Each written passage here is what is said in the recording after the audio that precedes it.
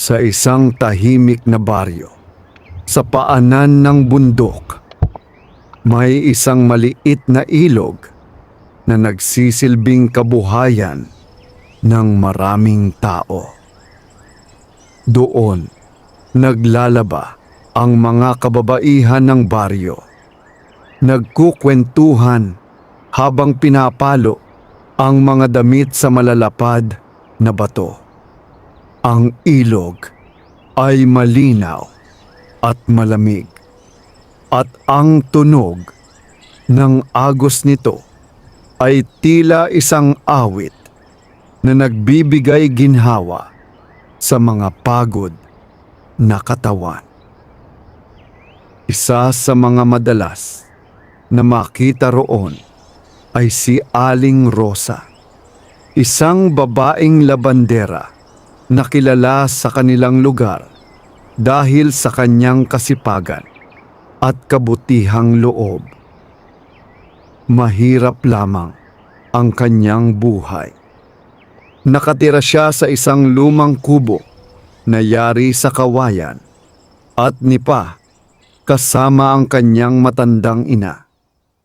Ang kanyang asawa ay matagal nang namatay dahil sa sakit.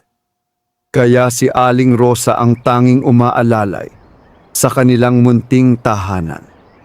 Araw-araw, bago pa sumikat ang araw, bumabangon na siya upang ihanda ang mga damit na lalabhan.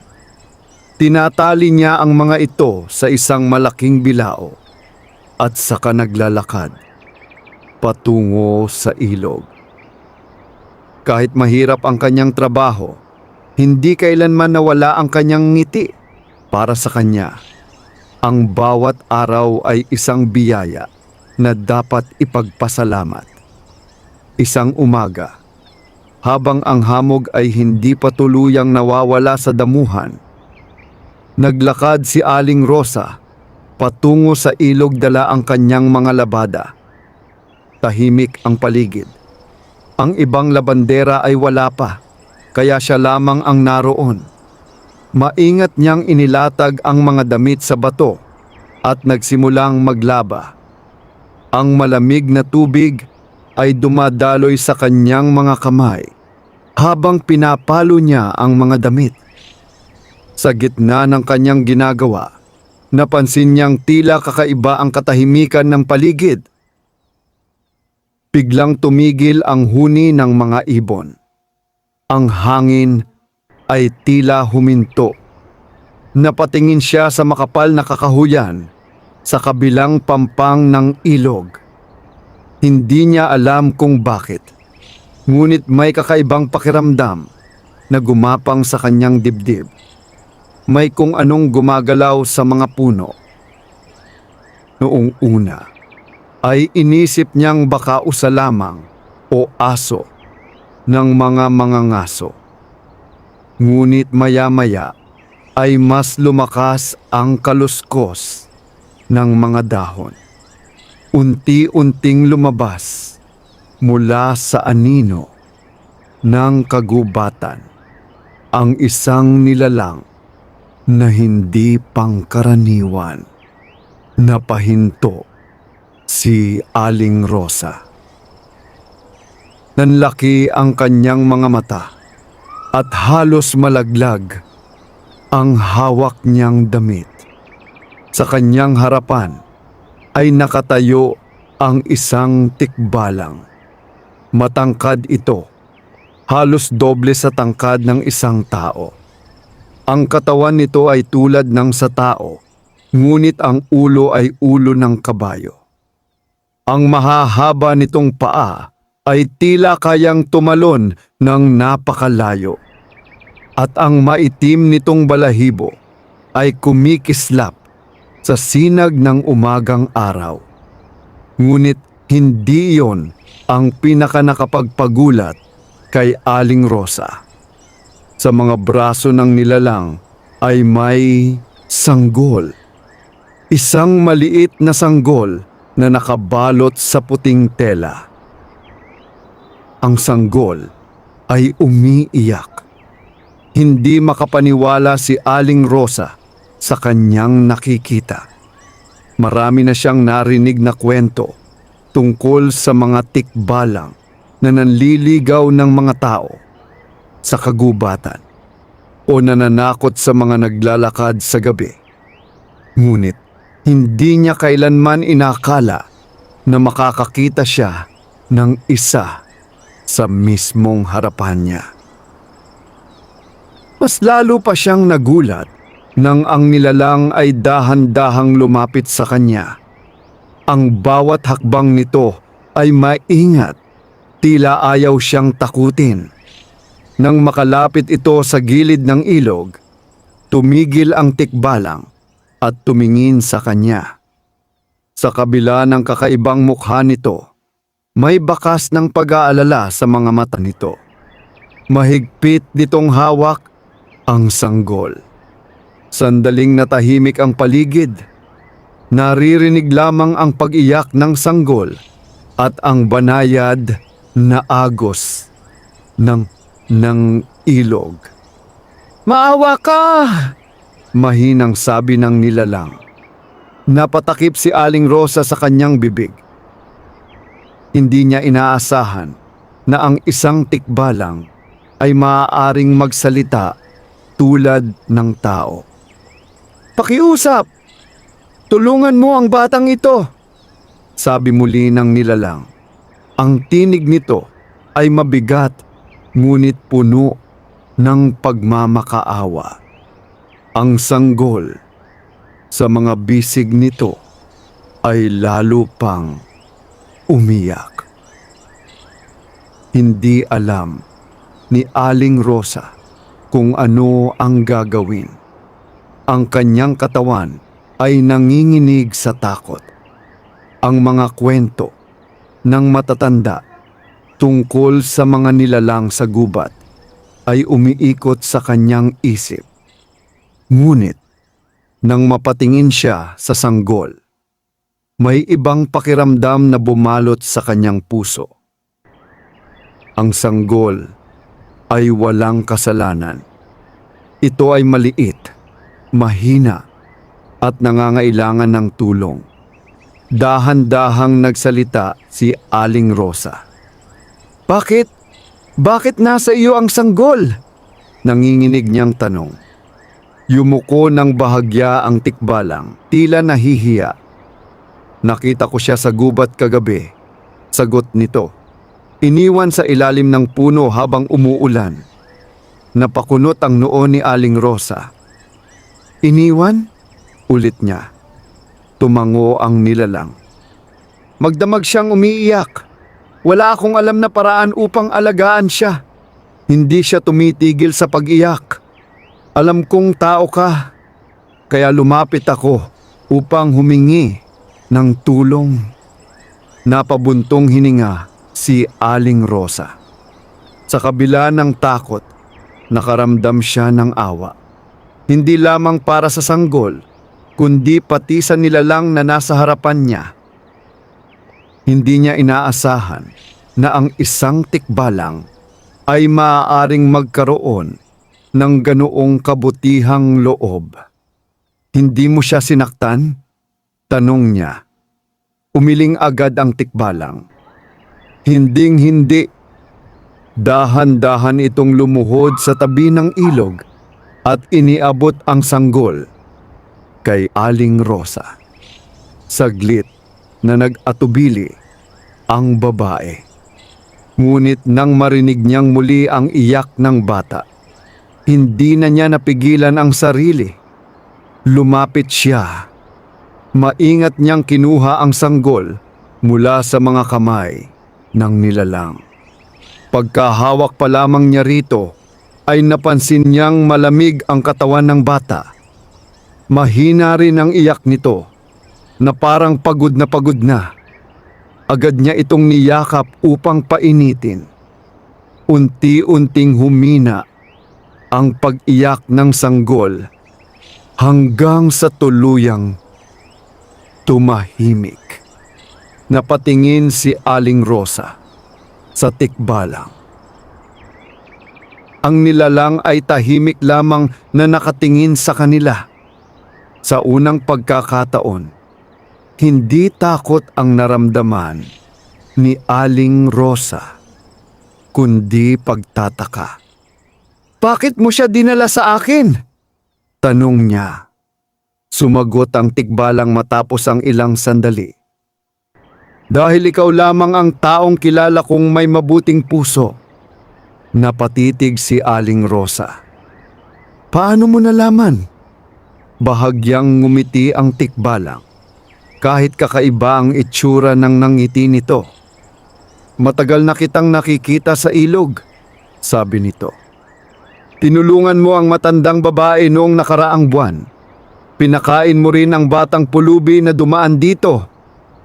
Hindi alam ni Aling Rosa na may nakamasid pala sa kanya noon. Tahimik siyang napaisip. Sa kanyang mga bisig ay mahimbing nang natutulog ang sanggol. Hindi niya alam kung sino ang mga magulang nito o kung bakit ito iniwan sa gitna ng gubat. Ngunit isang bagay ang malinaw sa kanyang puso. Hindi niya kayang pabayaan ang batang ito. Napatingin siya sa tikbalang. "Aalagaan ko siya," sabi niya sa wakas. Sa unang pagkakataon ay tila gumaan ang mukha ng nilalang. "Maraming salamat," mahina nitong sagot. Ngunit bago pa makapagsalita muli si Aling Rosa, may isa pa itong sinabi. "Pero may isang bagay kang dapat malaman." Napatigil ang babae. "Ano iyon?" tanong niya.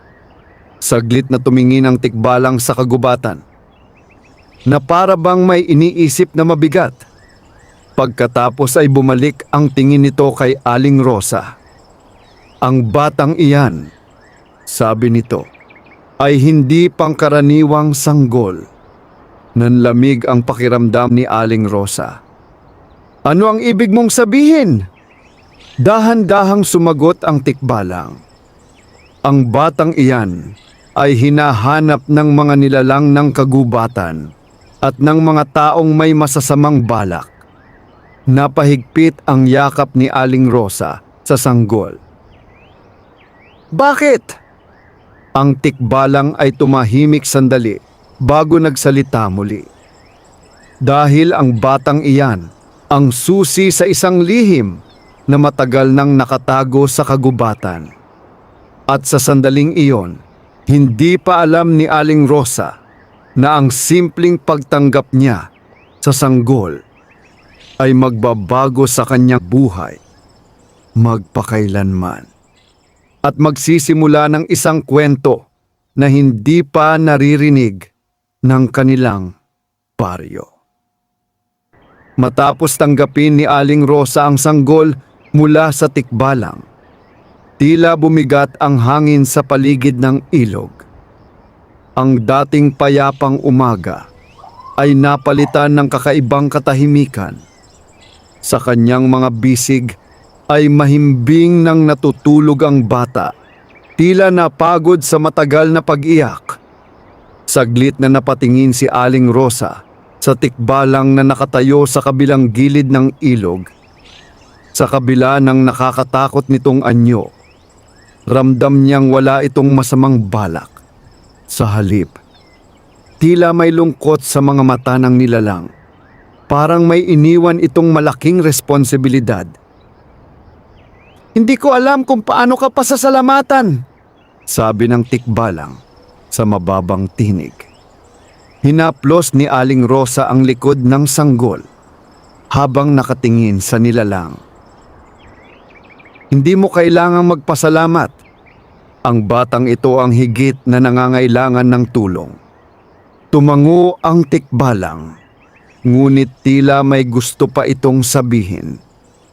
Saglit itong nag-atubili, saka muling nagsalita. "Mag-ingat ka, Aling Rosa." Nanlaki ang mga mata ng babae. "Nalalaman mo ang pangalan ko?" Bahagyang yumuko ang tikbalang. "Matagal na kitang nakikita rito sa ilog." Tahimik lang akong nagmamasid mula sa kagubatan. Hindi nakapagsalita si Aling Rosa. Hindi niya akalain na may nilalang palang matagal nang nakatingin sa kanya habang ginagawa niya ang kanyang araw-araw na gawain. Ngunit bago pa siya makapagtanong muli, nagsimulang umatras ang tikbalang patungo sa kakahuyan.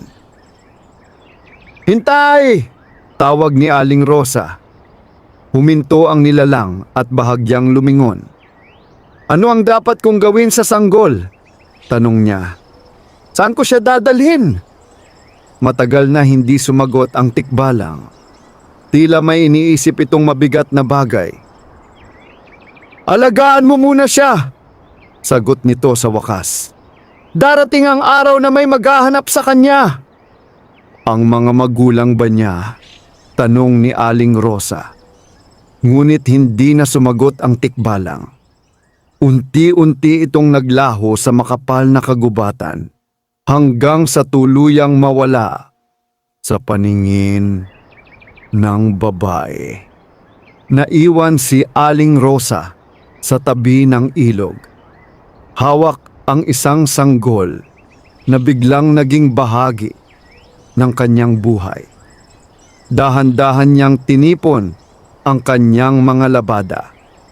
Hindi na siya nagtagal sa ilog dahil alam niyang kailangan niyang makauwi agad. Habang naglalakad pauwi, panay ang tingin niya sa sanggol. Napakaliit nito. Maputi ang balat at ang buhok nito ay manipis ngunit may kakaibang kinang kapag tinatamaan ng araw.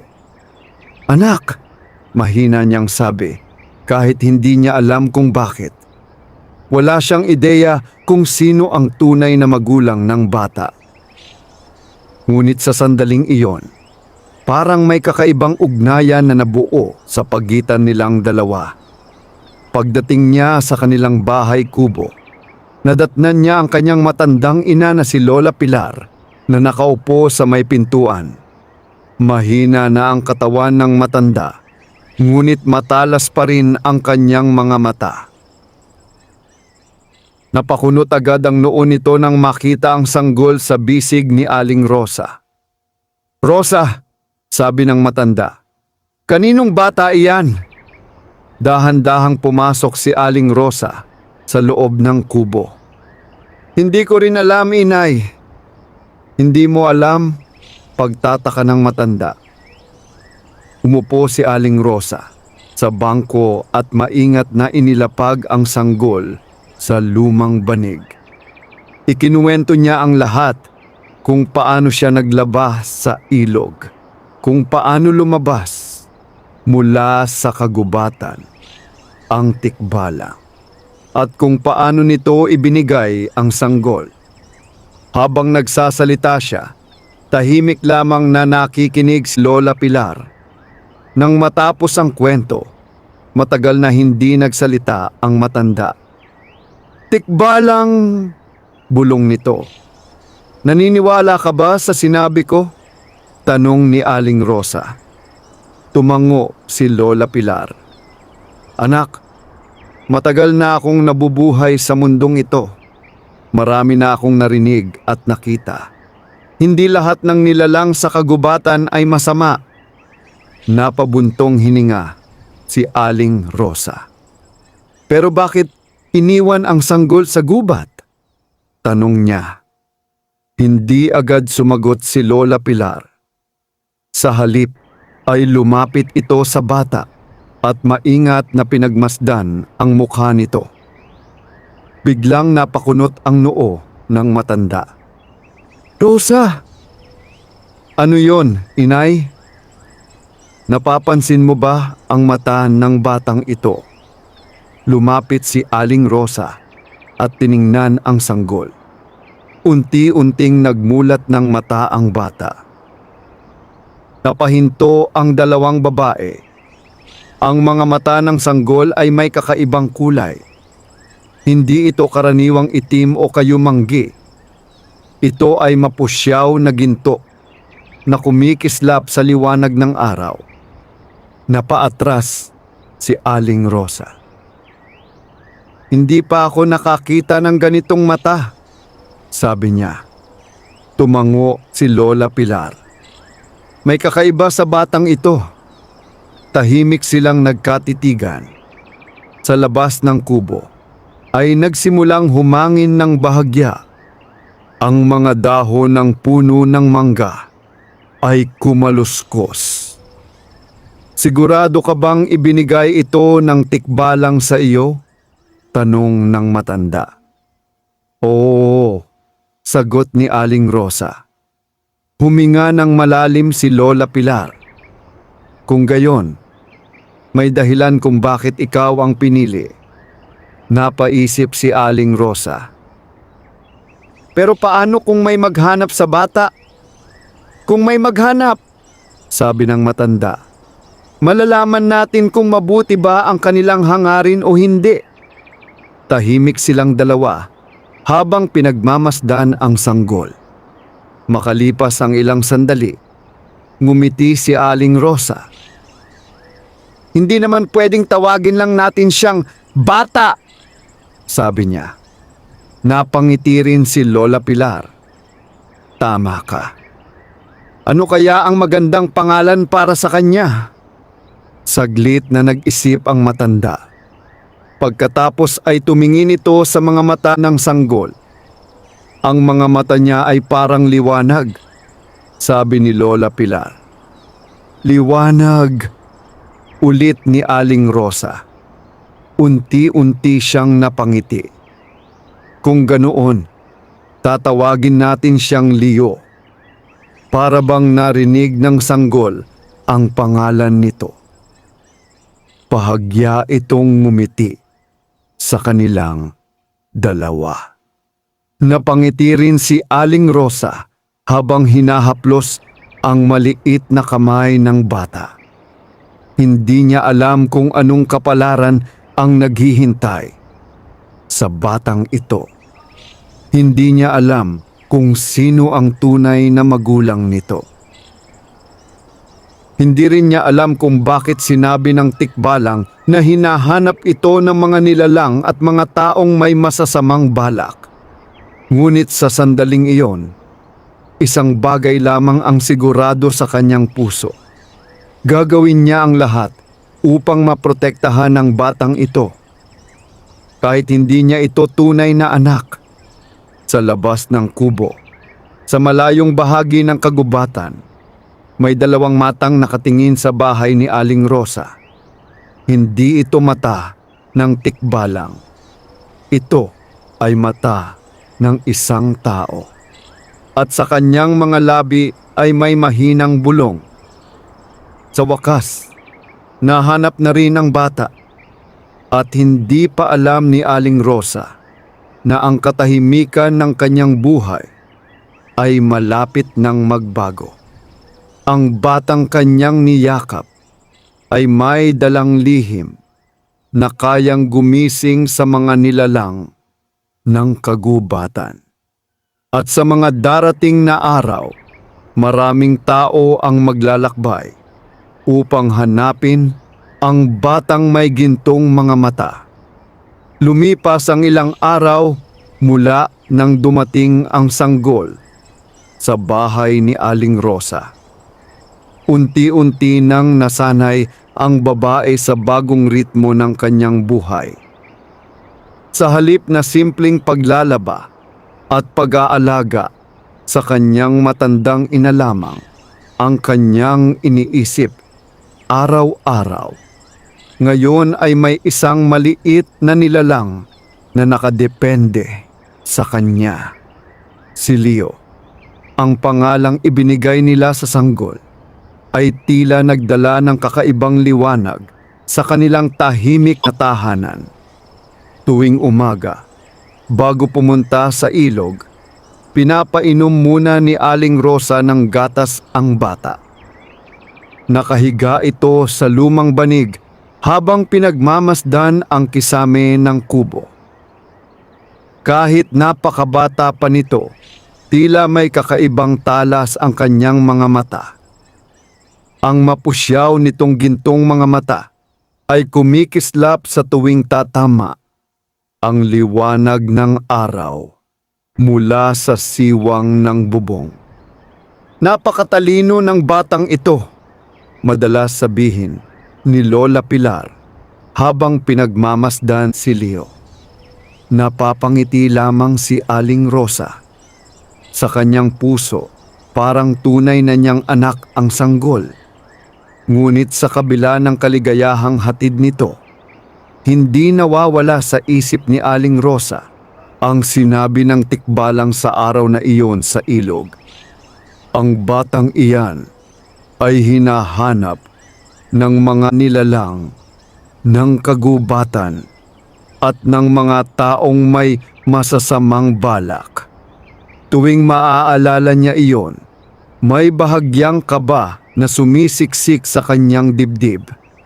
Hindi niya alam kung anong klasing panganib ang maaaring dumating.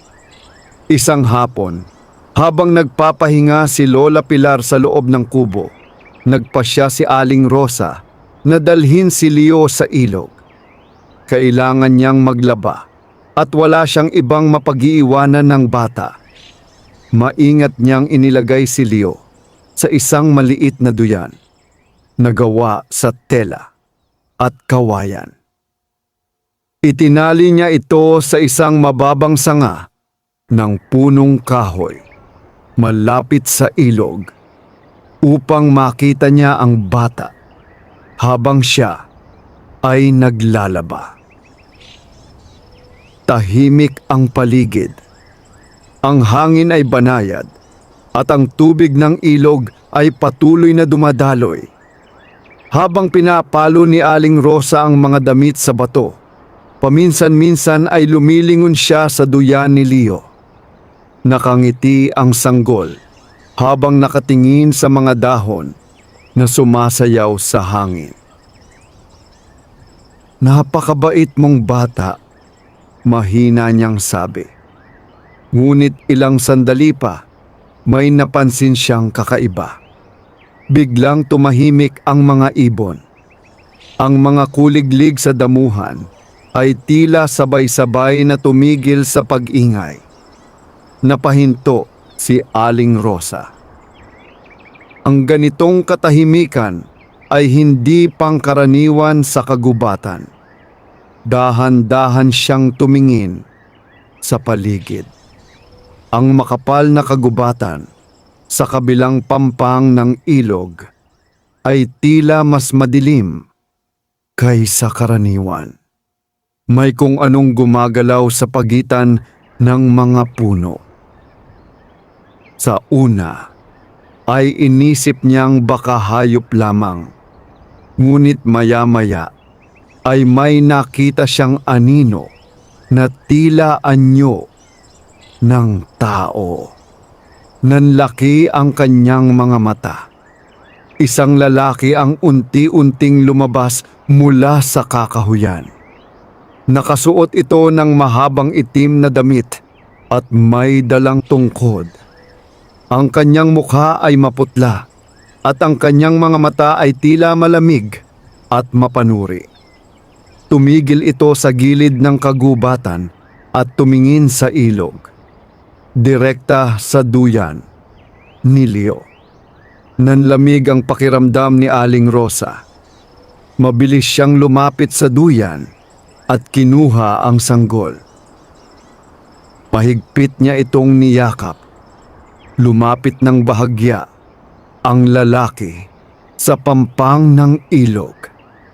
"Magandang hapon," sabi nito sa mahinahong tinig. Hindi sumagot si Aling Rosa. Pinagmasdan niya ang lalaki ng mabuti.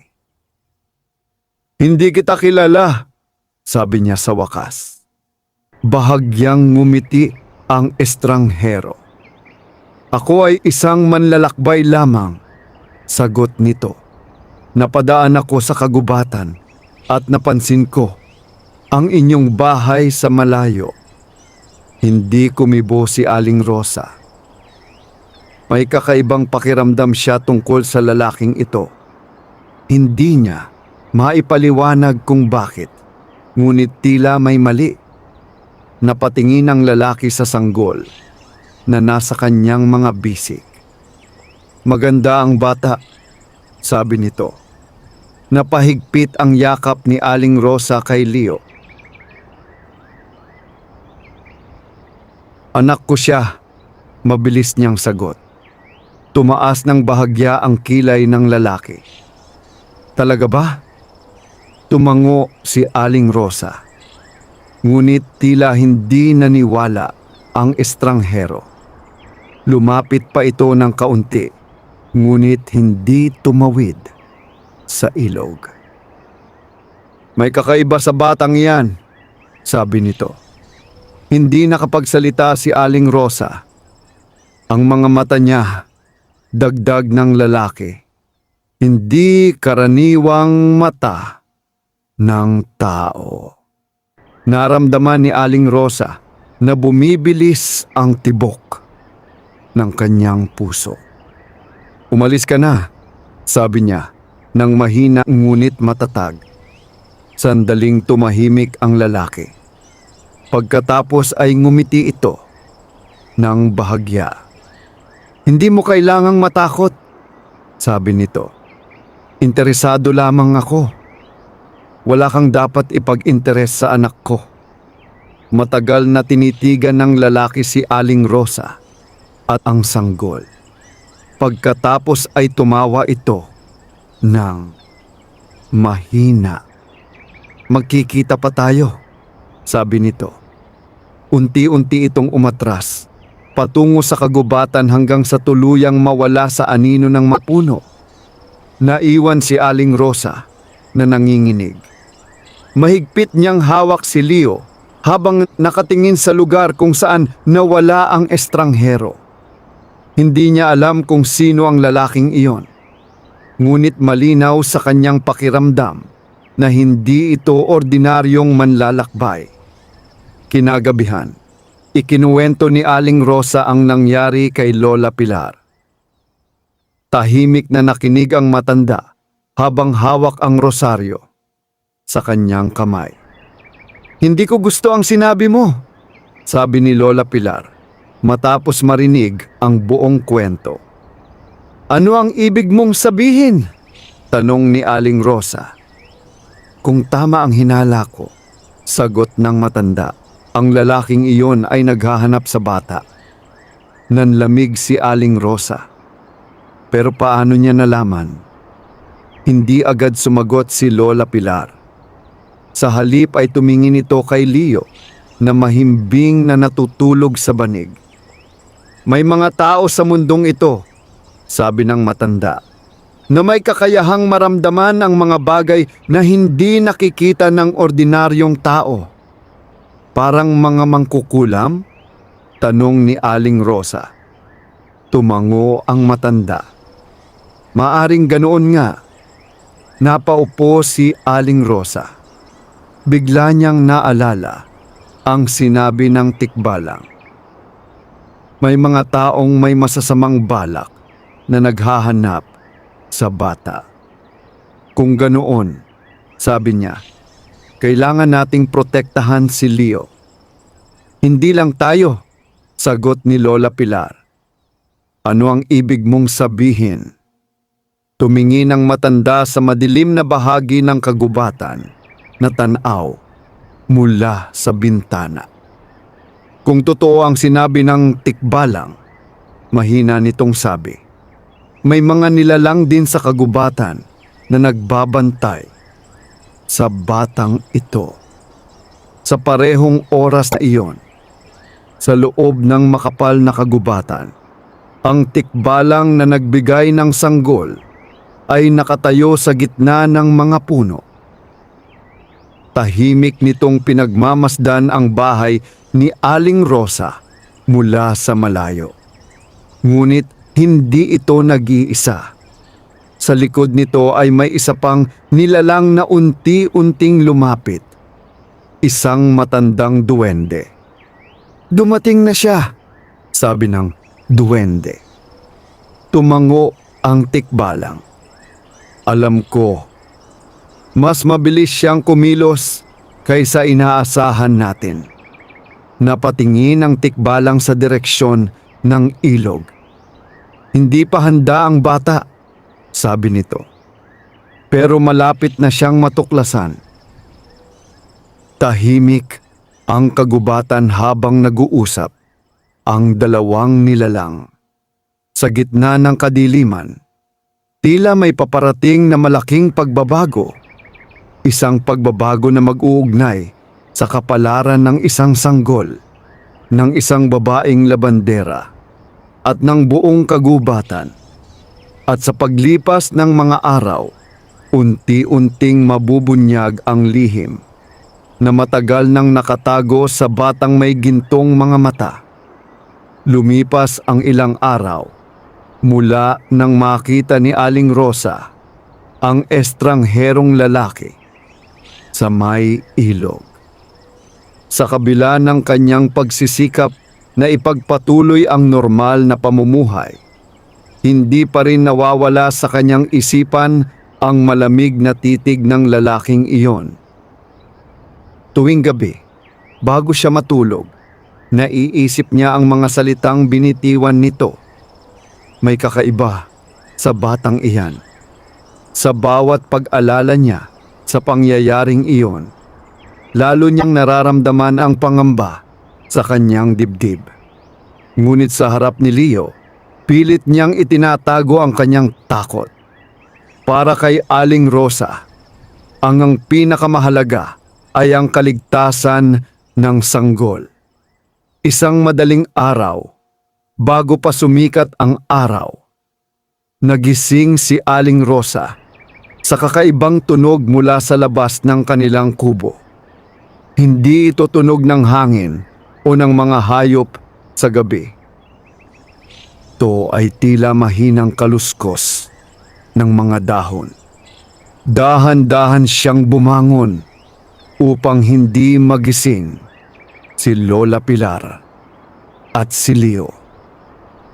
Lumapit siya sa maliit na bintana ng kubo at sumilip sa labas. Madilim pa ang paligid, ngunit sa liwanag ng buwan ay may nakita siyang kakaiba. May mga maliliit na aninong gumagalaw sa paligid ng kanilang bakuran. Nanlaki ang kanyang mga mata. 3, 4, 5. Hindi niya mabilang kung ilan sila. Ang mga nilalang ay maliliit, halos kalahati lamang ng laki ng isang bata. Ang kanilang mga katawan ay balot ng lumot at dahon, at ang kanilang mga mata ay kumikislap sa dilim. Napaatras si Aling Rosa. Mga duwende! Mahina niyang bulong. Hindi siya sigurado kung matatakot ba siya o hindi. Sa mga kwento ng matatanda, ang mga duwende ay maaaring maging mabait o mapanganib depende sa pakikitungo ng tao sa kanila. Habang nakamasid siya, napansin niyang tila hindi naman sila nagagalit. Sa halip, parang may hinahanap ang mga ito. Isa sa mga duwende ang lumapit sa may pintuan ng kubo. Dahan-dahan itong kumatok. 3 mahihinang katok. Nagulat si Aling Rosa. Hindi niya alam kung bubuksan ba niya ang pinto. Ngunit bago pa siya makapagpasya, nagising si Lola Pilar mula sa kanyang higaan. Rosa, mahina nitong tawag. Naririnig mo rin ba yon? Opo, inay, sagot niya. Lumapit si Lola Pilar sa pintuan. Buksan mo, sabi ng matanda. Napatingin si Aling Rosa sa kanya. Sigurado po kayo? Tumango si Lola Pilar. Hindi sila pupunta rito kung masama ang pakay nila. Huminga ng malalim si Aling Rosa bago dahan-dahang binuksan ang pinto. Sa harapan niya ay nakatayo ang isang matandang duwende. Mas matangkad ito kaysa sa iba at may mahabang puting balbas na halos sumasayad sa lupa. May hawak itong maliit na tungkod na gawa sa kahoy. Tahimik nitong tiningnan si Aling Rosa. Pagkatapos ay nagsalita ito sa mahinang tinig. Magandang madaling araw, babaeng may mabuting puso. Hindi nakapagsalita si Aling Rosa sa unang sandali. Hindi siya sanay na makipag-usap sa mga nilalang ng kagubatan. Ano ang kailangan ninyo? Tanong niya sa wakas. Napatingin ang duwende sa loob ng kubo. Ang bata, sabi nito. Biglang bumilis ang tibok ng puso ni Aling Rosa. Napatingin siya sa banig kung saan natutulog si Leo. Bakit ninyo hinahanap ang bata? Tanong niya. Hindi agad sumagot ang duwende. Sa halip ay tumingin ito kay Lola Pilar na nakatayo sa likod ni Aling Rosa. Matagal na tayong hindi nagkikita, Pilar, sabi ng duwende. Nanlaki ang mga mata ni Aling Rosa. Kilala ninyo ang aking ina? Tumango si Lola Pilar. Siya si Dato Biring, ang pinakamatandang tagapangalaga ng kagubatan. Paliwanag ng matanda. Yumuko ng bahagya ang duwende. Matagal na kaming nagbabantay sa kagubatang ito. Naramdaman ni Aling Rosa na lalong bumibigat ang sitwasyon. Kung gayon, sabi niya, sabihin ninyo kung bakit ninyo hinahanap ang bata. Tahimik na naglakad si Dato Biring papasok sa kubo. Lumapit ito sa banig kung saan natutulog si Leo. Nang makita nito ang sanggol, bahagyang nagliwanag ang mga mata ng duwende. Walang duda, mahina nitong sabi. Ano ang ibig mong sabihin? Tanong ni Aling Rosa. Dahan-dahang tumingin sa kanya ang duwende. Ang batang ito ang matagal na naming hinahanap. Nanlamig ang pakiramdam ni Aling Rosa. Hindi ninyo siya kukunin, agad niyang sabi habang lumalapit sa sanggol. Ngunit umiling si Dato Biring. Hindi namin siya kukunin. Napahinto si Aling Rosa. Kung ganon, bakit kayo narito? Huminga ng malalim ang duwende. Dahil may panganib na paparating. Tahimik ang kubo habang nagsasalita ang matandang duwende. Ang lalaking nakita mo sa ilog, sabi nito. Nanlaki ang mga mata ni Aling Rosa. Kilala ninyo siya? Tumango si Dato Biring. Siya ay si Salvador, isang mangkukulam na matagal nang naghahanap sa batang ito. Napahigpit ang kamay ni Aling Rosa. Bakit? Tumingin ang duwende sa sanggol na natutulog.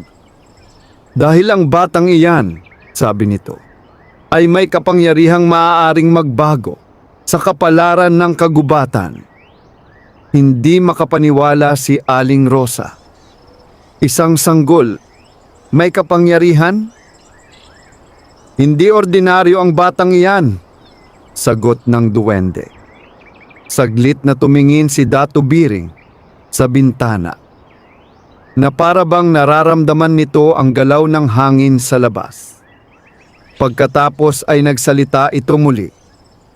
Ang kanyang mga mata ay tanda ng isang sinaunang dugo. Anong dugo? Tanong ni Aling Rosa. Tahimik ang duwende sa loob ng ilang sandali. Pagkatapos ay sinabi nito ang isang bagay na nagpatigil sa hininga ni Aling Rosa. Ang batang iyan ay anak ng isang tagapangalaga ng kagubatan. Napaupo si Aling Rosa sa gulat. Hindi niya lubos maisip ang ibig sabihin nito. Kung ganoon, sabi niya, bakit siya iniwan sa gubat? Sumagot si Dato Biring sa mabigat na tinig. Dahil may mga taong nais siyang patayin. Nanlamig ang dugo ni Aling Rosa. At ang mangkukulam na nakita mo, dagdag ng duwende, ay isa sa kanila. Tahimik ang kubo. Sa labas ay nagsimulang sumikat ang unang liwanag ng araw.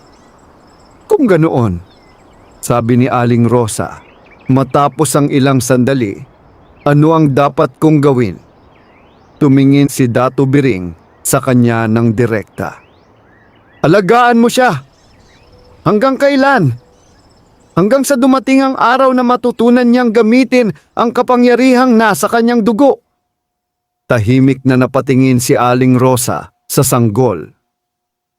Sa kabila ng lahat ng kanyang narinig, isang bagay lamang ang malinaw sa kanyang puso. Hindi niya pababayaan ang batang ito, kahit ano pa ang mangyari. Ngunit bago umalis si Dato Biring, may sinabi pa itong isang babala. Maghanda ka, Aling Rosa. Ano ang ibig mong sabihin? Ang matandang duwende ay tumingin sa kagubatan sa labas ng kubo. Dahil ang mangkukulam ay babalik. At sa pagkakataong iyon, hindi na siya darating bilang isang simpleng manlalakbay. Matapos ang pagbisita ni Dato Biring at ng mga duwende, tila nagbago ang pakiramdam sa paligid ng bahay kubo ni na Aling Rosa. Ang dating payapang hangin na dumadaloy mula sa kagubatan ay tila may dalang babala. Hindi na tulad ng dati ang katahimikan.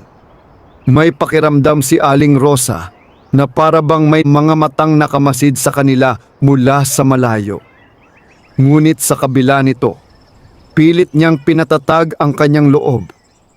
Alam niyang hindi niya maaaring ipakita ang kanyang takot, lalo na sa harap ng kanyang matandang ina. At higit sa lahat, para kay Leo, isang umaga, habang ang araw ay unti-unting sumisilip mula sa likod ng bundok, naghahanda si Aling Rosa upang pumunta sa ilog. Nakaupo si Lola Pilar sa isang lumang bangko habang hawak si Leo. Ang sanggol ay tila masigla kaysa sa mga nakaraang araw. Nakatingin ito sa liwanag ng araw na tumatama sa mga dahon ng puno ng mangga sa kanilang bakuran. Napapansin mo ba, Rosa? Sabi ni Lola Pilar. Ano po yon, inay? Parang mabilis lumaki ang batang ito. Lumapit si Aling Rosa at pinagmasdan si Leo. Tama ang kanyang ina. Sa loob lamang ng ilang araw, tila mas naging malinaw ang mga mata ng sanggol. Ang gintong kulay ng mga ito ay mas kumikislap sa tuwing tinatamaan ng liwanag. May kakaiba ring lakas sa kanyang paggalaw. Para bang hindi siya isang ordinaryong bata. Siguro po ay malakas lang talaga ang kanyang katawan, sabi ni Aling Rosa. Bagaman sa loob-loob niya ay hindi rin siya sigurado. Ngunit bago pa sila makapag-usap pa, may narinig silang malakas na kaluskos mula sa kagubatan. Napatingin agad ang dalawang babae sa direksyon ng mga puno. Ang hangin ay biglang naging malamig. Rosa! Mahina, ngunit seryosong sabi ni Lola Pilar. Opo, may paparating. Hindi na kailangang ulitin iyon ng matanda. Ramdam na rin iyon ni Aling Rosa. Dahan-dahan niyang kinuha si Leo mula sa kanyang ina at niyakap ng mahigpit. Sa gilid ng kagubatan, may isang lalaking nakatayo sa pagitan ng mga puno. Si Salvador, ang mangkukulam na nakita ni Aling Rosa sa ilog. Ngunit ngayon ay hindi na ito nagkukubli bilang isang simpleng manlalakbay. Ang kanyang mga mata ay tila nagliliyab sa kakaibang liwanag. At ang kanyang tungkod ay may nakaukit na mga simbolong hindi maintindihan ng ordinaryong tao. Sa wakas, mahina niyang bulong. Sa likod niya ay may 3 aninong unti-unting lumabas mula sa kadiliman. Mga nilalang na may anyong tao ngunit balot ng makapal na itim na usok. Mga nilalang na tila walang mukha. Hanapin ninyo ang bata, utos ni Salvador. Ang mga anino ay agad na gumalaw patungo sa bahay kubo. Sa loob ng kubo, biglang nag-iyak si Leo. Hindi ito karaniwang iyak ng sanggol. Ito ay parang babala. Nanlaki ang mga mata ni Lola Pilar. "Rosa," sabi niya, "dumating na sila." Hindi na nag-atubili si Aling Rosa. "Anong gagawin natin?" Bago pa makasagot ang matanda, biglang bumukas ang bintana ng kubo dahil sa malakas na hangin. Pumasok ang malamig na simoy mula sa kagubatan. Kasabay nito ay narinig nila ang kakaibang tunog sa labas. Parang mga yabag, ngunit hindi pangkaraniwang yabag ng tao. Napatingin si Aling Rosa sa pintuan. "Manatili kayo rito," sabi niya sa kanyang ina. Ngunit bago pa siya makalapit sa pintuan, biglang kumalabog ang dingding ng kubo. Parang may tumama mula sa labas. Isang maitim na kamay ang unti-unting lumitaw sa siwang ng kawayan. Napaatras si Aling Rosa habang hawak si Leo.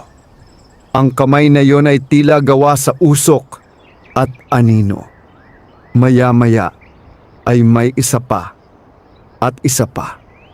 3 nilalang ang pilit na pumapasok sa kanilang tahanan. Sa parehong sandali, sa gitna ng kagubatan, may isang nilalang na mabilis na tumatakbo sa pagitan ng mga puno. Ang tikbalang na nagdala kay Leo. Narinig nito ang sigaw ng hangin at ang presensya ng madilim na kapangyarihan. "Dumating na ang mangkukulam," sabi nito sa sarili. Mas lalo nitong pinabilis ang pagtakbo. Sa loob ng kubo, patuloy na umiiyak si Leo. Habang lumalapit ang mga anino, biglang may kakaibang nangyari. Ang mga mata ng sanggol ay nagsimulang magliwanag. Isang banayad ngunit malinaw na gintong liwanag ang lumabas mula sa kanyang mga mata. Napahinto ang mga nilalang na anino. Para bang may pumipigil sa kanila. Hindi maintindihan ni Aling Rosa ang kanyang nakikita. "Ano nangyayari?" bulong niya. Ang liwanag mula kay Leo ay unti-unting lumawak. Ang mga anino ay napaatras. Sa labas ng kubo, naramdaman ni Salvador ang kakaibang enerhiya. "Imposible!" bulong niya. Hindi niya inaasahan na magigising agad ang kapangyarihan ng bata. Biglang bumukas ang pintuan ng kubo. Ngunit hindi iyon gawa ng hangin. Isang matangkad na anino ang tumayo sa pintuan. Ang tikbalang. Ang mga mata nito ay puno ng galit habang nakatingin sa mga nilalang na anino. "Lumayo kayo sa bata," malalim nitong sabi. Ang mga nilalang ay umatras. Sa labas ng kubo, nakatayo si Salvador habang nakatingin sa eksena. Bahagya siyang ngumiti. "Hindi bale," sabi niya. "Ngayon ay sigurado na ako. Tumingin siya sa direksyon ng kubo. At babalik ako. Unti-unti siyang naglaho sa kadiliman ng kagubatan. Sa loob ng kubo, dahan-dahang humina ang liwanag mula sa mga mata ni Leo hanggang sa tuluyang mawala. Ang sanggol ay tumigil sa pag-iyak at muling nakatulog. Tahimik na napaupo si Aling Rosa habang hawak ang bata. Hindi niya alam kung matatakot ba siya o magpapasalamat. Lumapit ang tikbalang sa kanya. Hindi na siya magtatagal sa pagtatago, sabi nito. Ano ang ibig mong sabihin? Tanong ni Aling Rosa. Sumagot ang tikbalang sa mabigat na tinig. Ang kapangyarihan ng batang ito ay nagsimula ng magising. Tahimik si Aling Rosa habang nakatingin sa sanggol. Sa sandaling iyon ay lalo niyang naunawaan ang bigat ng responsibilidad na kanyang tinanggap. Hindi lamang isang sanggol ang kanyang inaalagaan, kundi isang batang may kapalarang maaaring magbago sa mundo ng mga tao at ng mga nilalang ng kagubatan. At ang laban para sa batang iyon ay nagsisimula pa lamang. Matapos ang biglaang pag-atake ng mga nilalang na anino, muling bumalik ang katahimikan sa paligid ng bahay ni na Aling Rosa. Ngunit hindi na iyon ang dating katahimikan na payapa at magaan sa pakiramdam. Ngayon ay may kasamang kaba ang bawat ihip ng hangin. Sa loob ng kubo, nakaupo si Aling Rosa habang hawak si Leo na mahimbing na natutulog sa kanyang mga bisig. Ang liwanag mula sa maliit na lampara ay bahagyang tumatama sa mukha ng sanggol. At muling nakita ni Aling Rosa ang kakaibang kinang sa kanyang mga mata kahit nakapikit ito. Sa harap niya ay nakatayo ang tikbalang, tahimik na nakamasid. Sa isang sulok naman ay nakaupo si Lola Pilar. Malalim ang iniisip. Matagal na walang nagsasalita. Sa wakas ay binasag ni Aling Rosa ang katahimikan. Sabihin mo sa amin ang totoo, sabi niya habang nakatingin sa tikbalang. Sino ba talaga ang batang ito? Huminga ng malalim ang tikbalang bago sumagot. Ang batang hawak mo, sabi nito sa mabigat na tinig, ay hindi lamang isang karaniwang bata ng tao. Napatingin si Aling Rosa kay Leo. Kung ganoon, ano siya? Saglit na tumingin ang tikbalang kay Lola Pilar na tila may alam na rin tungkol sa lihim. Pagkatapos ay nagsalita ito. Ang kanyang ina ay isang tao. Isang tao. Ulit ni Aling Rosa. Tumango ang tikbalang. Ngunit ang kanyang ama ay hindi. Nanlaki ang mga mata ni Aling Rosa. Hindi tao? Umiling ang tikbalang. Ang ama ng batang ito ay isa sa mga sinaunang tagapangalaga ng kagubatan. Napaupo si Aling Rosa sa gulat. Tagapangalaga ng kagubatan? Tumango si Lola Pilar. Ang mga tagapangalaga ay mga nilalang na matagal nang nagbabantay sa balanse ng kagubatan. Paliwanag ng matanda. Sila ang nagtitiyak na walang taong sisira sa kalikasan o gagamit ng madilim na kapangyarihan. Napatingin muli si Aling Rosa kay Leo. Kung ganoon, kalahating tao siya? Oh, sagot ng tikbalang. Ngunit may kapangyarihan siya na mas malakas kaysa sa karamihan sa amin. Tahimik na napaisip si Aling Rosa. Unti-unti niyang naunawaan kung bakit sinabi ng duwende na hinahanap ng maraming nilalang ang batang ito. Nasaan ang kanyang mga magulang? Tanong niya. Sa pagkakataong iyon ay naging mabigat ang mukha ng Tikbalang. Patay na ang kanyang ama, sagot nito. Nanlumo si Aling Rosa. At ang kanyang ina? Saglit na tumingin ang Tikbalang sa sahig bago sumagot. Siya ang nag-iwan sa bata sa kagubatan. Bakit? Tanong ni Aling Rosa. Sumagot si Lola Pilar sa pagkakataong iyon. Upang iligtas siya, napatingin si Aling Rosa sa kanyang ina. Ipinaliwanag ng matanda. Kung hindi niya iniwan ang bata, matagal na siyang napatay ng mangkukulam. Napahigpit ang yakap ni Aling Rosa kay Leo. Ang mangkukulam na iyon, si Salvador. Sabi niya, ano ba talaga ang gusto niya sa bata? Sumagot ang Tikbalang. Kapangyarihan. Kapangyarihan? Oo. Lumapit ang Tikbalang sa bintana ng kubo at tumingin sa madilim na kagubatan. Ang dugo ng batang ito ay nagtataglay ng lakas ng tao at ng mga sinaunang tagapangalaga. Kapag ginamit ng isang mangkukulam ang kapangyarihang iyon, hindi nito tinapos ang pangungusap. Ngunit alam ni Aling Rosa kung ano ang ibig sabihin.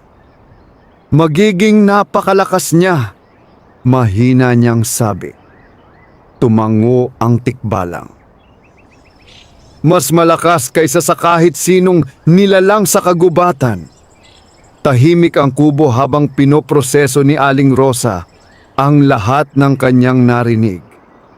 Hindi niya akalain na ang sanggol na natagpuan sa ilog ay may ganitong kahalagahan. Kung ganoon, sabi niya sa wakas, lalo ko siyang hindi ibibigay kahit kanino. Napatingin sa kanya ang Tikbalang. Hindi magiging madali ang landas na pinili mo. Alam ko, sagot ni Aling Rosa. Pero hindi ko siya pababayaan.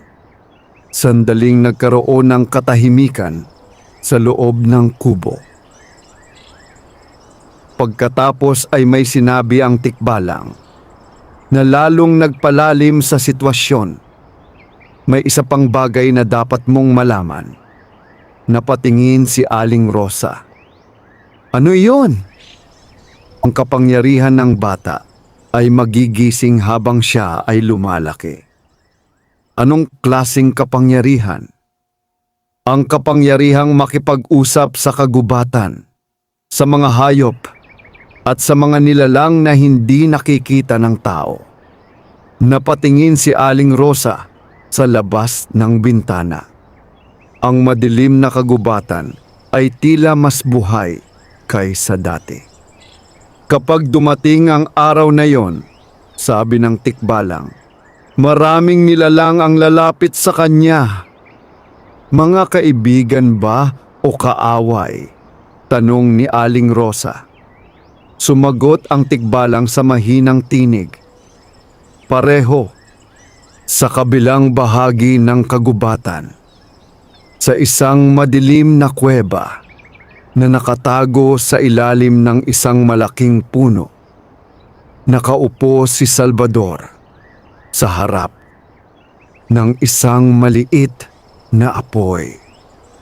Ang kanyang mga mata ay nakapikit habang hawak ang isang kakaibang bato na kumikislap sa pulang liwanag. Sa paligid niya ay nakatayo ang mga nilalang na anino. Ang kapangyarihan ng bata ay nagsisimula ng gumising, sabi niya sa mahinang tinig. Ang mga anino ay tahimik lamang na nakamasid. Dahan-dahang ngumiti si Salvador. Mas mabuti, binuksan niya ang kanyang mga mata. Kapag mas lumakas siya, mahina niyang bulong, mas magiging mahalaga siya sa akin.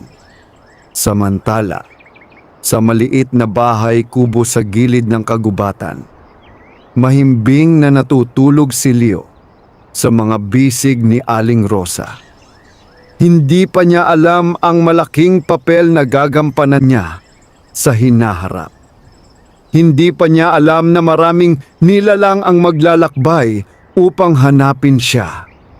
Ngunit sa gabi ring iyon, sa unang pagkakataon, may kakaibang nangyari. Habang natutulog ang sanggol, may isang maliit na paru-paro ng liwanag ang lumipad papasok sa kubo. Ito ay dahan-dahang umikot sa paligid ni Leo at pagkatapos ay umupo sa kanyang maliit na kamay. Ang sanggol ay bahagyang ngumiti sa kanyang pagtulog. Sa labas ng kubo, naramdaman ng kagubatan ang paggising ng isang sinaunang kapangyarihan. At kasabay nito ay nagsimulang gumalaw ang kapalaran ng batang may gintong mga mata. Lumipas ang ilang araw matapos malaman ni Aling Rosa ang tunay na pinagmulan ni Leo. Sa kabila ng mabigat na lihim na kanyang dala, pinilit niyang ipagpatuloy ang kanilang payak na pamumuhay. Tuwing umaga ay pumupunta pa rin siya sa ilog upang maglaba, habang si Lola Pilar naman ang nagbabantay kay Leo sa bahay kubo. Ngunit mula nang mangyari ang pag-atake ng mga nilalang na anino, hindi na nila naramdaman ang dating katahimikan ng kanilang lugar. May mga sandaling tila masyadong tahimik ang kagubatan. May mga sandaling parang may mga matang nagmamasid mula sa malayo. Gayunpaman, napansin ni Aling Rosa ang isang kakaibang pagbabago kay Leo. Habang lumilipas ang mga araw, tila mas nagiging masigla ang bata. Hindi siya tulad ng ibang sanggol na madalas lamang matulog at umiyak. Madalas ay nakatingin siya sa kagubatan na para bang may nakikita siyang hindi nakikita ng iba. Isang hapon, habang nakaupo si Aling Rosa sa lilim ng punong mangga sa kanilang bakuran, hawak niya si Leo at pinagmamasdan ang mga dahon na sumasayaw sa hangin. Biglang napangiti ang sanggol. Sumunod ang kanyang tingin sa direksyon ng kagubatan. Napansin iyon ni Aling Rosa. "Ano ang tinitingnan mo, anak?" Mahina niyang tanong. Ngunit bago pa siya makapagsalita muli, may narinig siyang mahinang tunog mula sa kagubatan. Parang may mabigat na paa na dahan-dahang naglalakad sa pagitan ng mga puno. Napatingin agad si Aling Rosa sa direksyong iyon. Unti-unting lumabas mula sa lilim ng kagubatan ang isang matangkad na nilalang. Hindi ito tikbalang. Hindi rin ito duwende. Ito ay isang matandang nilalang na may anyong tao, ngunit ang balat nito ay tila kahoy. Ang kanyang buhok ay parang mga ugat ng puno, at ang kanyang mga mata ay kulay berde na parang dahon sa umaga. Napahigpit ang yakap ni Aling Rosa kay Leo. Hindi niya alam kung matatakot ba siya o hindi. Huminto ang nilalang sa gilid ng bakuran at tahimik na tumingin sa kanila. Pagkatapos ay nagsalita ito sa mabagal at malalim na tinig. Matagal kitang hinahanap, batang tagapagmana. Nanlaki ang mga mata ni Aling Rosa. Sinong hinahanap mo? Tanong niya. Tumingin ang nilalang kay Leo. Ang batang hawak mo. Napaatras si Aling Rosa ng bahagya. Hindi ko siya ibibigay, agad niyang sabi. Ngunit ang nilalang ay hindi nagalit. Sa halip ay bahagya itong ngumiti. Hindi ako kaaway. Sa sandaling iyon ay bumukas ang pintuan ng kubo at lumabas si Lola Pilar. Pagkakita niya sa nilalang ay napahinto siya. Ang bantay ng lumang puno, bulong niya. Napatingin si Aling Rosa sa kanyang ina. Kilala ninyo siya? Tumango si Lola Pilar. Isa siya sa pinakamatandang nilalang ng kagubatan. Lumapit ng kaunti ang nilalang. Ang pangalan ko ay Amarun, sabi nito. Tahimik na nakatingin si Leo sa nilalang. Para bang hindi siya natatakot. Sa katunayan, tila masaya pa ang sanggol. Habang nakatitig sa kanya, napansin iyon ni Amarun. Ramdam niya ako, sabi nito. Ano ang ibig mong sabihin? Tanong ni Aling Rosa. Ang batang ito ay may dugo ng tagapangalaga. Natural lamang na maramdaman niya ang presensya ng kagubatan. Tahimik na pinagmamasdan ni Amaro ng bata. Matagal na kaming naghihintay sa kanyang pagdating. Bakit? Tanong ni Aling Rosa. Sumagot ang matandang nilalang. Dahil may darating na malaking panganib sa kagubatan. Napatingin si Lola Pilar. Ang mangkukulam? Tumango si Amarun. Hindi lamang siya ang panganib. Nanlaki ang mga mata ni Aling Rosa. May mas malala pa? Tumingin si Amarun sa malayong bahagi ng kagubatan. Kapag nakuha ni Salvador ang kapangyarihan ng batang ito, magigising ang mga sinaunang puwersa na matagal nang natutulog sa ilalim ng kagubatan. Anong puwersa? Tanong ni Aling Rosa. Tahimik si Amarun sa loob ng ilang sandali bago sumagot. Ang mga nilalang na minsang nagdala ng kadiliman sa mundo. Nanlamig ang pakiramdam ni Aling Rosa. Kung ganoon, bakit hindi ninyo kunin ang bata at itago siya sa kagubatan? Umiling si Amarun. Hindi iyon ang kapalaran niya. Napakunot ang noo ni Aling Rosa. Kung ganoon, ano ang kapalaran niya? Dahan-dahang tumingin si Amarun kay Leo. Siya ang magiging tulay sa pagitan ng mundo ng tao at ng mundo ng mga nilalang. Tahimik ang bakuran habang naririnig lamang ang ihip ng hangin sa mga puno. Pagkatapos ay may sinabi si Amarun na lalong nagpatindi sa kanilang sitwasyon. Ngunit bago mangyari iyon, sabi nito, kailangan niyang mabuhay. Napahigpit ang yakap ni Aling Rosa kay Leo. At tutulungan namin siyang mabuhay. Tumango si Amarun. Mula ngayon, hindi na kayo nag-iisa. Pagkatapos ay iniangat nito ang kanyang kamay. Biglang gumalaw ang mga puno sa paligid ng bahay kubo. Ang mga dahon ay tila sumayaw sa hangin at ang lupa ay bahagyang umuga. Ang kagubatan mismo ang magbabantay sa batang ito, sabi ni Amaro. Napatingin si Aling Rosa sa paligid. Sa unang pagkakataon, mula nang dumating si Leo sa kanyang buhay, naramdaman niyang hindi siya nag-iisa sa laban na ito.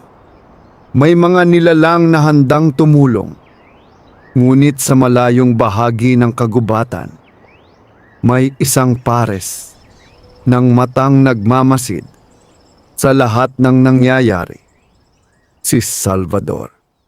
At sa kanyang mga labi ay may malamig na ngiti. Magbantay kayo hanggat gusto ninyo, mahina niyang bulong. Sa huli, mapupunta rin sa akin ang batang iyon. Mula nang dumating si Amaron, ang bantay ng lumang puno, tila nagbago ang paligid ng maliit na bahay, kubo ni na Aling Rosa. Hindi na lamang sila umaasa sa kanilang sariling lakas. Sa bawat araw na lumilipas, ramdam nilang may mga nilalang sa kagubatan na nagbabantay sa kanila mula sa malayo. Kung minsan, ay may mga ibon na biglang dumadapo sa bubong ng kubo na tila nagmamasid lamang. Kung minsan naman ay may mga maliit na duwendeng sumisilip sa pagitan ng mga ugat ng puno bago muling nawawala. Hindi ito nakakatakot. Sa halip, parang isang tahimik na pangakong hindi sila pababayaan ng kagubatan. Ngunit kahit may mga tagapagtanggol sila, alam ni Aling Rosa na hindi pa tapos ang panganib. Nariyan pa rin ang mangkukulam na si Salvador. Isang maagang umaga, nagising si Aling Rosa sa kakaibang liwanag na pumapasok sa kanilang kubo. Noong una, ay inakala niyang sumisikat na ang araw. Ngunit, nang imulat niya ang kanyang mga mata, napansin niyang hindi iyon karaniwang liwanag. Ito ay ginintuang liwanag na nagmumula sa loob mismo ng kubo. Mabilis siyang napaupo at doon niya nakita ang pinagmumulan ng liwanag. Si Leo. Ang sanggol ay nakahiga sa banig habang ang kanyang mga mata ay bahagyang nakabukas. Mula sa mga ito ay lumalabas ang banayad na gintong liwanag na unti-unting lumalawak sa buong silid. Leo! Mahina niyang tawag. Nagising din si Lola Pilar at agad na napansin ang kakaibang pangyayari. Dumating na ang sandaling iyon, sabi ng matanda sa mababang tinig. Napatingin si Aling Rosa sa kanya. Anong sandali po? Ang paggising ng kanyang kapangyarihan. Sa sandaling iyon ay biglang pumasok sa kubo si Amaron. Hindi nila narinig ang kanyang mga hakbang. Para bang kusa lamang siyang lumitaw mula sa hangin. Tahimik nitong pinagmamasdan ang bata. Mas maaga kaysa sa inaasahan, sabi nito. Ano ang nangyayari sa kanya? Tanong ni Aling Rosa. Sumagot si Amaron habang nakatingin kay Leo. Ang kanyang dugo ay tumutugon sa tawag ng kagubatan. Hindi ko naiintindihan. Ang mga tagapangalaga ng kagubatan ay may kakayahang maramdaman ang bawat nilalang na nakatira dito. Paliwanag ni Amaron. Ang kapangyarihang iyon ay nagsisimula nang gumising sa kanya. Habang nagsasalita sila, may kakaibang nangyari sa labas ng kubo. Unti-unting lumapit ang mga hayop sa kanilang bakuran. May isang usa na lumabas mula sa kagubatan. Sumunod ang 2 ibon na dumapo sa sanga ng mangga. Maya-maya ay may isang maliit na kuneho na lumapit sa pintuan ng kubo. Napansin iyon ni Aling Rosa. Bakit sila nandito? Tanong niya. Sumagot si Amaron. Dahil nararamdaman nila siya. Tahimik na napatingin si Aling Rosa sa sanggol. Ang liwanag mula sa kanyang mga mata ay patuloy na kumikislap. At sa bawat sandali ay tila mas nagiging malinaw ang kakaibang enerhiyang bumabalot sa kanya. Sa kabilang bahagi ng kagubatan, naramdaman din ni Salvador ang pagbabago. Nakaupo siya sa loob ng kanyang kuweba habang nakapikit ang kanyang mga mata. Biglang nagliyab ang apoy sa kanyang harapan. Gumising na ang kapangyarihan, mahina niyang sabi. Dahan-dahan siyang tumayo. Ang kanyang mga mata ay puno ng kasabikan. Mas mabuti, lumabas siya ng kuweba at tumingin sa direksyon ng bahay ni Aling Rosa. Mas malakas ang kapangyarihan ng bata kapag siya ay nagigising, bulong niya. Pagkatapos ay ngumiti siya. At mas madali ko itong makukuha. Sa bahay kubo, dahan-dahang humina ang liwanag mula sa mga mata ni Leo hanggang sa tuluyang mawala. Ang sanggol ay muling napapikit at tila nakatulog. Ang mga hayop sa labas ng kubo ay unti-unting bumalik sa kagubatan. Tahimik ang paligid. Napabuntong hininga si Aling Rosa.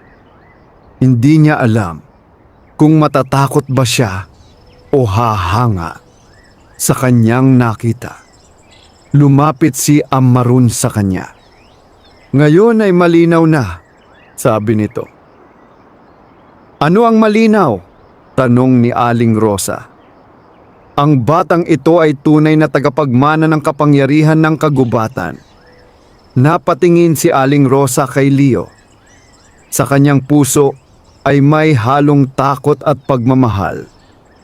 Ano ang mangyayari sa kanya kapag lumaki siya? Tanong niya. Sumagot si Amaron sa mahinang tinig. Darating ang araw na kakailanganin niyang piliin kung saan siya nabibilang. Sa mundo ng tao, tanong ni Aling Rosa. O sa mundo ng mga nilalang, dagdag ni Lola Pilar. Tahimik si Amaron. Pagkatapos ay nagsalita ito muli. Ngunit bago dumating ang araw na iyon, kailangan muna nating ihanda ang sarili. Ano ang ibig mong sabihin? Tanong ni Aling Rosa. Tumingin si Amaron sa kagubatan na tila may nararamdaman na paparating. Dahil hindi magtatagal, sabi nito sa mabigat na tinig. Darating na si Salvador. At sa pagkakataong iyon, hindi na siya darating ng nag-iisa. Matapos ang kakaibang paggising ng kapangyarihan ni Leo, naging mas mapagmatsyag ang lahat sa paligid ng bahay kubo ni Aling Rosa. Hindi na lamang sila umaasa sa katahimikan ng kagubatan upang mapanatili ang kanilang kaligtasan. Maging ang hangin ay tila nagdadala ng mga babala. Tuwing gabi, naririnig ni Aling Rosa ang mahihinang kaluskos sa malalayong bahagi ng kagubatan. Ang mga ibon ay hindi na gaanong naglalagi sa kanilang bakuran at kahit ang mga hayop ay tila mas nagiging maingat sa paglapit sa kanilang tahanan. Isang gabi, habang ang buwan ay natatakpan ng makakapal na ulap, nagising si Aling Rosa sa isang mabigat na pakiramdam sa kanyang dibdib. Hindi niya alam kung bakit, ngunit ramdam niyang may paparating na panganib. Tahimik siyang bumangon mula sa kanyang higaan upang silipin si Leo. Ang sanggol ay mahimbing na natutulog sa banig, habang si Lola Pilar ay nakahiga sa kabilang sulok ng kubo. Ngunit bago pa siya makabalik sa kanyang higaan, may narinig siyang tunog mula sa labas. Isang malakas na ugong ng hangin. Kasunod nito ay ang biglaang paggalaw ng mga puno Napatingin si Aling Rosa sa bintana. Ang mga dahon ay marahas na sumasayaw sa hangin kahit wala namang bagyo. Dumating na siya, mahina niyang bulong. Sa sandaling iyon ay biglang bumukas ang pintuan ng kubo. Pumasok si Amaron, ang bantay ng lumang puno. Ang kanyang mukha ay mabigat at seryoso. "Rosa," sabi niya, "maghanda ka." Nanlaki ang mga mata ni Aling Rosa. "Si Salvador?" Tumango si Amaron. Kasama niya ang mga nilalang ng kadiliman. Nagising si Lola Pilar sa kanilang pag-uusap at agad na napaupo. "Kung ganoon ay nagsimula na ang laban," sabi ng matanda. Sa labas ng kubo, ang kagubatan ay tila nabalot ng isang kakaibang kadiliman. Ang mga ulap ay sumasayaw sa kalangitan at ang buwan ay halos hindi na makita.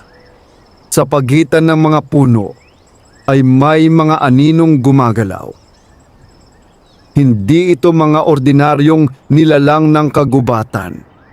Ang kanilang mga katawan ay tila gawa sa usok at kadiliman. Ang kanilang mga mata ay kumikislap sa malamig na liwanag. Sa gitna nila ay nakatayo si Salvador. Ang kanyang tungkod ay naglalabas ng maitim na enerhiya na tila bumabalot sa paligid. "Hanapin ninyo ang bata," utos niya. Ang mga nilalang ay kumilos na parang alon ng kadiliman patungo sa bahay kubo. Sa loob ng kubo, naramdaman ni Leo ang paglapit ng panganib. Bigla siyang nagising at nagsimulang umiyak.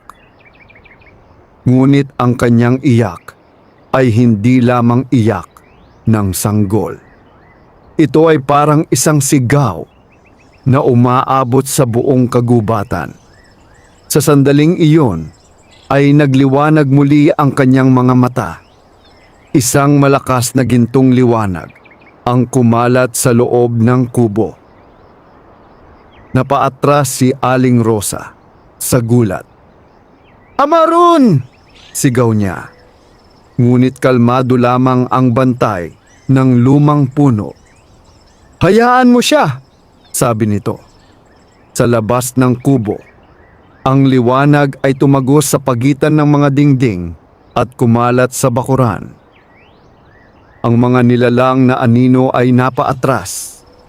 Ang ilan sa kanila ay tila naglaho sa hangin. Ngunit hindi sila tumigil. Sa utos ni Salvador, muli silang sumugod.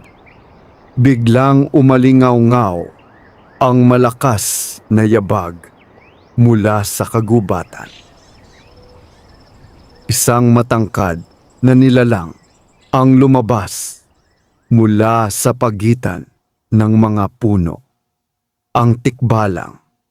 Ang kanyang mga mata ay naglalagablab sa galit habang nakatingin sa mga nilalang na anino.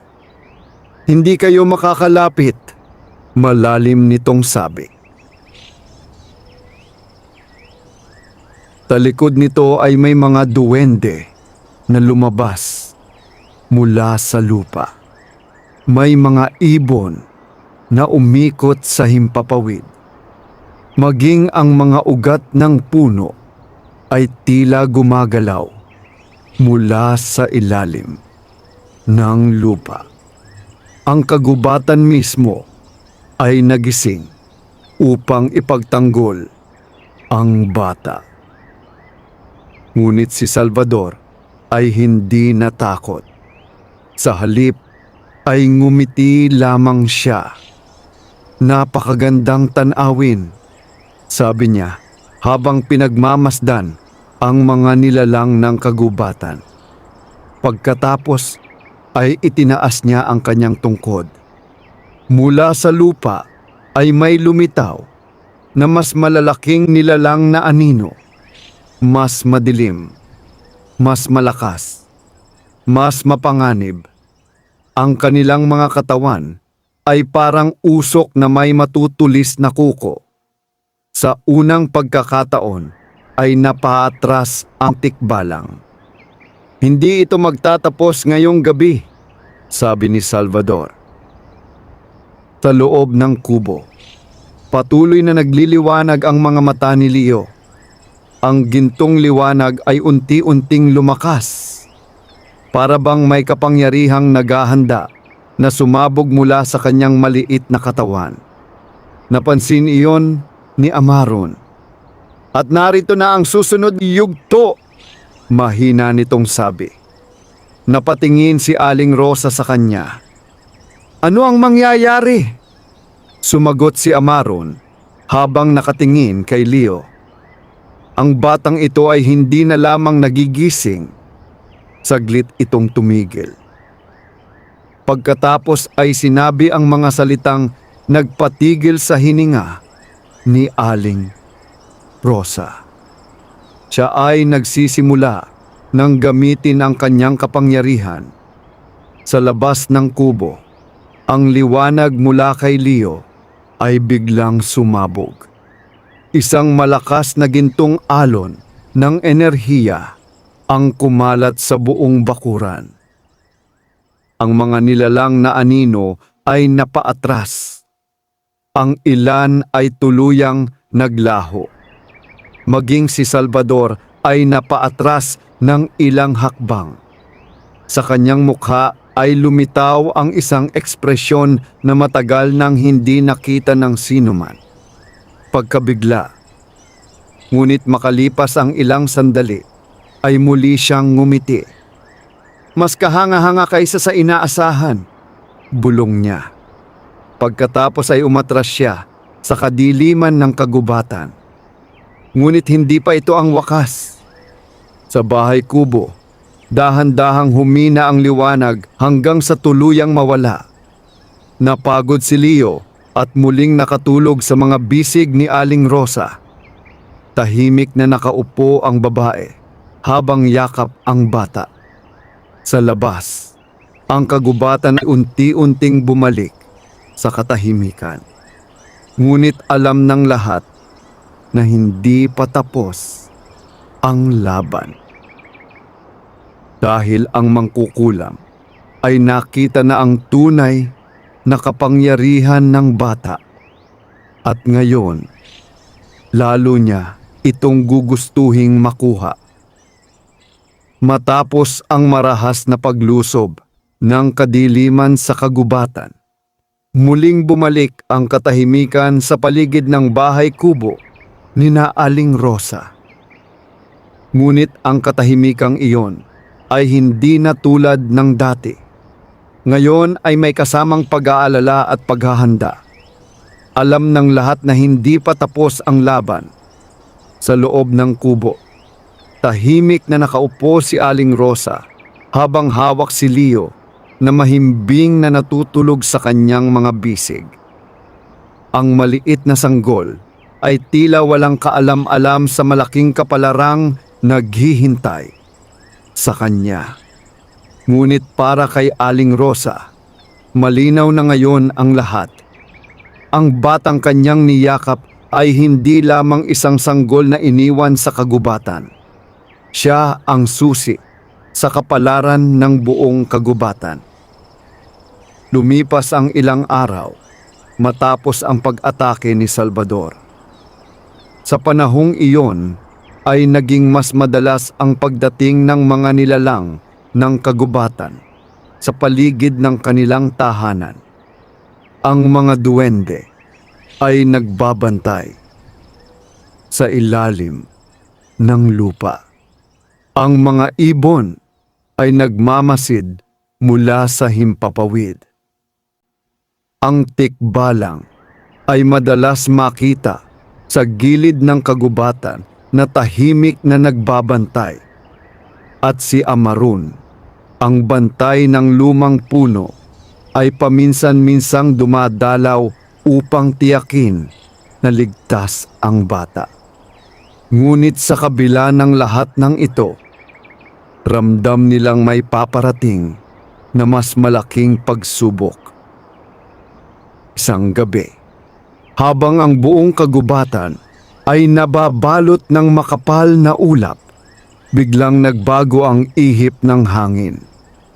Ang mga puno ay nagsimulang umuga.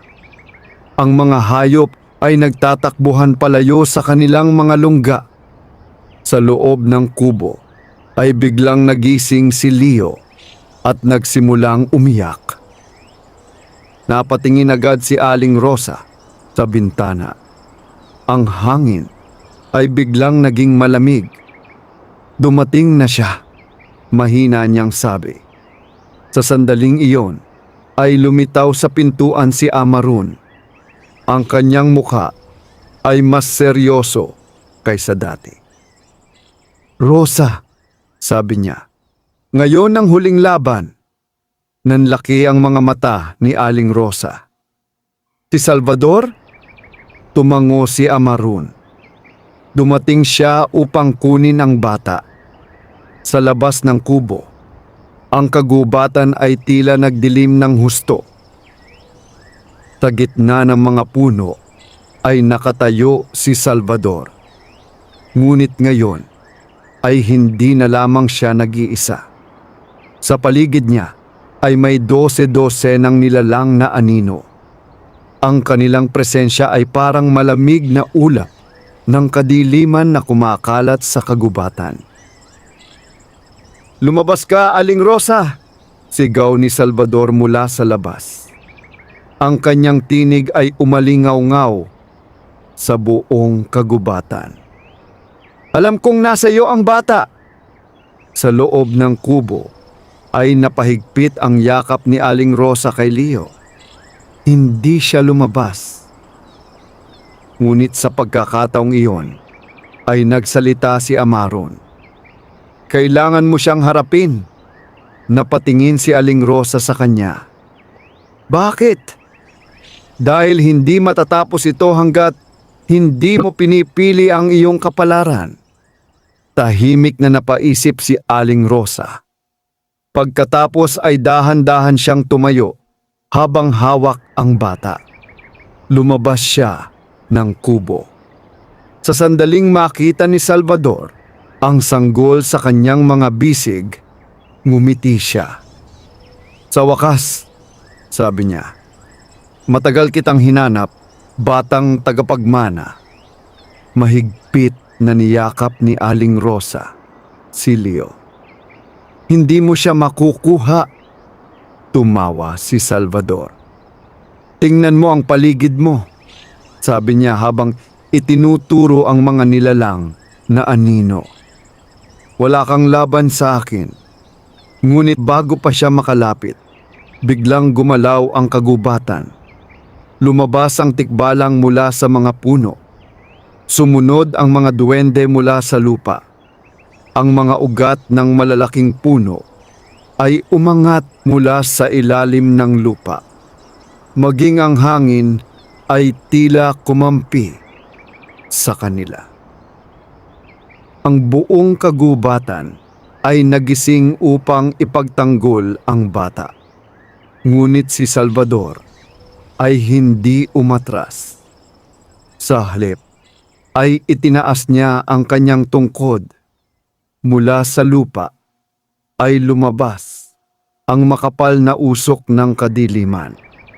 Ang mga nilalang na anino ay sumugod sa mga tagapagtanggol ng kagubatan. Nagsimula ang isang mabangis na labanan. Ang tikbalang ay sumugod sa mga anino. Ang mga duwende ay gumamit ng sinaunang kapangyarihan upang pigilan ang kadiliman. Ang mga puno ay gumalaw upang harangan ang mga nilalang. Sa gitna ng kaguluhan ay nakatayo si Aling Rosa habang hawak si Leo. Oras na, mahina niyang sabi. Biglang nagmulat ng mata ang sanggol at tulad ng dati, nagliwanag ang kanyang mga mata. Ngunit sa pagkakataong ito, mas malakas ang liwanag. Ang gintong enerhiya ay kumalat sa buong kagubatan. Ang mga nilalang na anino ay unti-unting naglaho. Ang kadiliman ni Salvador ay tila nawawala sa harap ng liwanag. Nanlaki ang mga mata ng mangkukulam. Hindi maaari.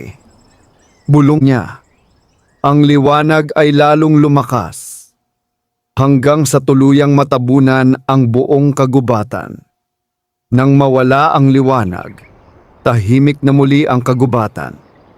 Ang mga nilalang na anino ay wala na. Ang hangin ay muling naging banayad. Si Salvador ay nakatayo sa gitna ng kagubatan, sugatan at mahina. Tumingin siya kay Leo.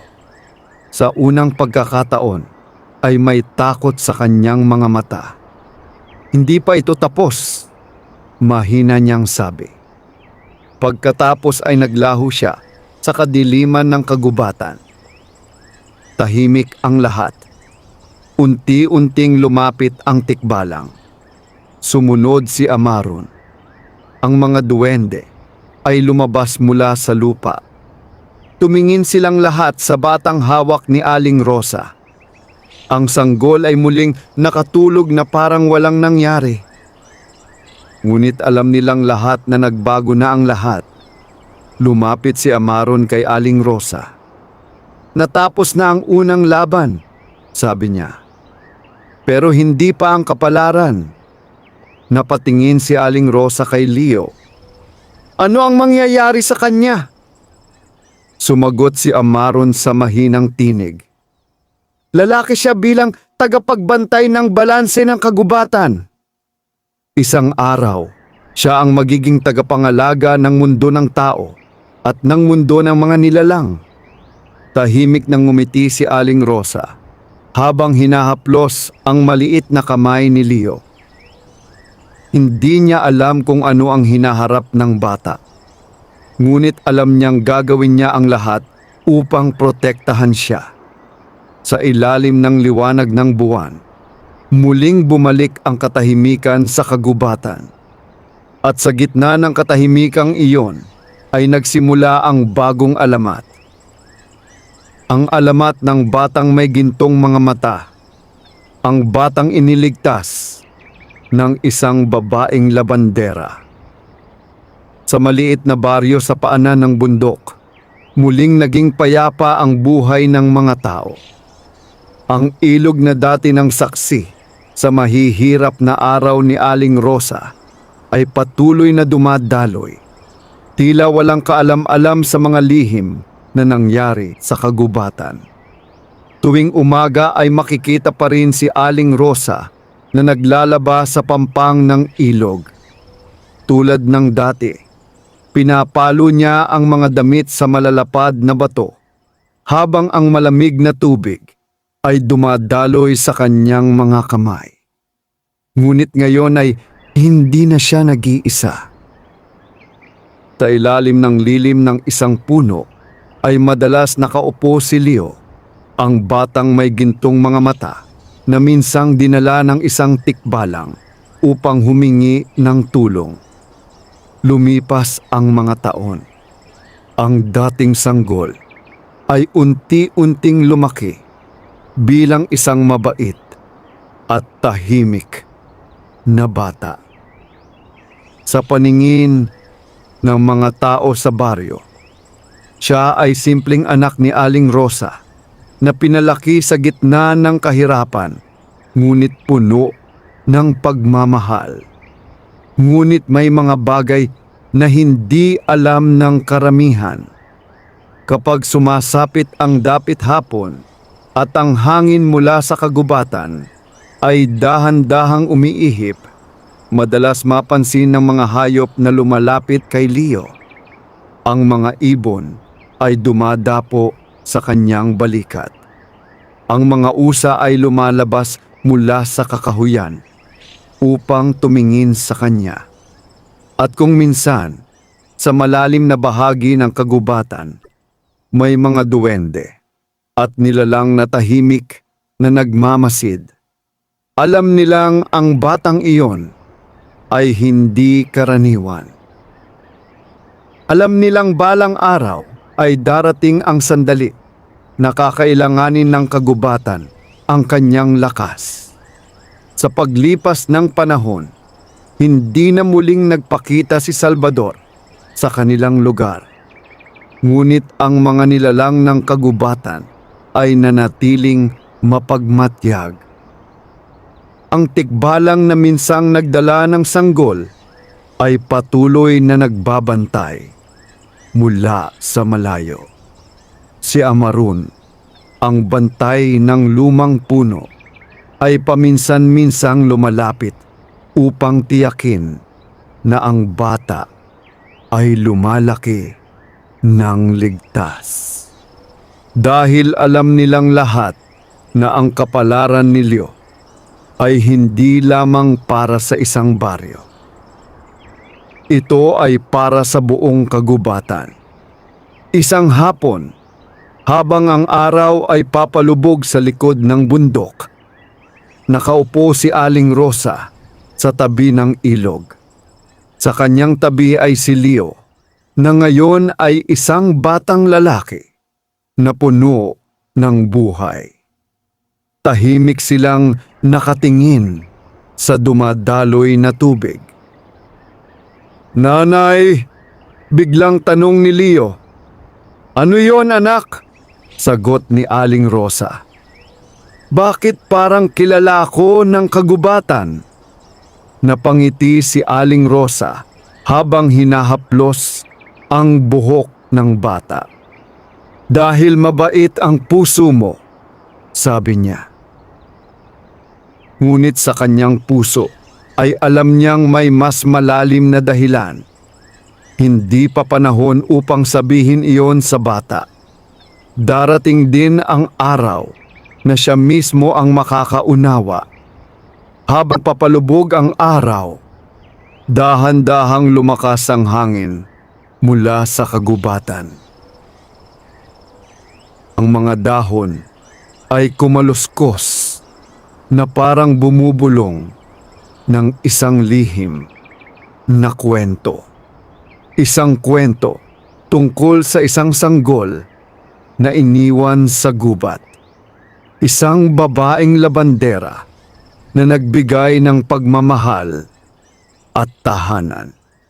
At isang batang may gintong mga mata na nakatakdang maging tagapangalaga ng balanse sa pagitan ng dalawang mundo. Sa katahimikan ng dapit hapon, nagsimula ang isang bagong alamat. Isang alamat na ipapasa mula sa henerasyon hanggang sa henerasyon. Ang alamat ng batang iniligtas ng isang babaeng labandera. Ang batang isang araw ay magiging liwanag ng kagubatan. At ang batang iyon ay si Leo. Wakas,